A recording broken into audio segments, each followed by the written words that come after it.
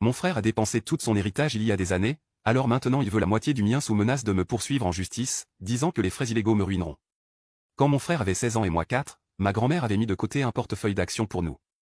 Dès que nous avons eu l'âge, cela a été transféré sur nos propres comptes, et seulement 4 ans plus tard, mon frère a puisé dedans de manière importante et a acheté une nouvelle Honda. J'avais connaissance du mien bien plus longtemps que lui avant qu'il ne devienne mien, et je l'ai vu grandir dès que j'ai compris ce que c'était. Quand j'ai eu le contrôle complet, il valait déjà une somme énorme. Parce qu'une grande partie était investie dans Apple. Et je suis partagé à l'idée d'utiliser les fonds tels qu'ils sont. Parce que mon père m'a toujours dit de les laisser croître. Jusqu'à mes 40 ans. Je ne parle pas beaucoup avec mon frère. Il a fait des choses stupides pour la famille au fil des ans, et je ne l'ai pas vraiment vu grandir, donc tout ce que j'entends sur sa vie vient de mon père. Sa nouvelle petite amie travaille dans le droit, cependant, et j'ai reçu une lettre officielle de leur part. Disant que les investissements que ma grand-mère avait faits étaient destinés à ce que nous les utilisions tous les deux, pas seulement pour moi, et que le sien ne valait que 15 000 $. Le chiffre est correct, mais le mien ne valait que cette somme au moment où il l'a dépensé aussi. Ils veulent la moitié de la valeur du mien maintenant, et sa petite amie m'a informé que si je ne leur donnais pas accès, les frais juridiques et les amendes mangeraient ma part. Et je n'aurais plus rien.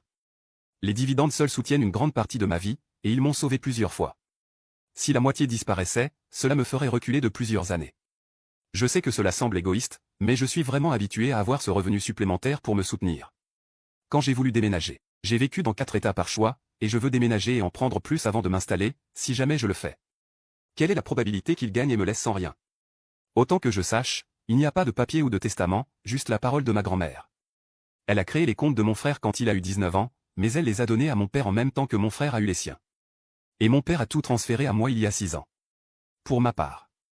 J'ai tous les identifiants. Les comptes de trading et bancaires sont à mon nom, et les actions sont également uniquement à mon nom. Devrais-je trouver mon propre avocat? Et si j'en ai besoin, quel genre? J'ai un compte que j'ai utilisé pendant des années. Mais cela ne semble pas être un problème comptable, plutôt un problème juridique.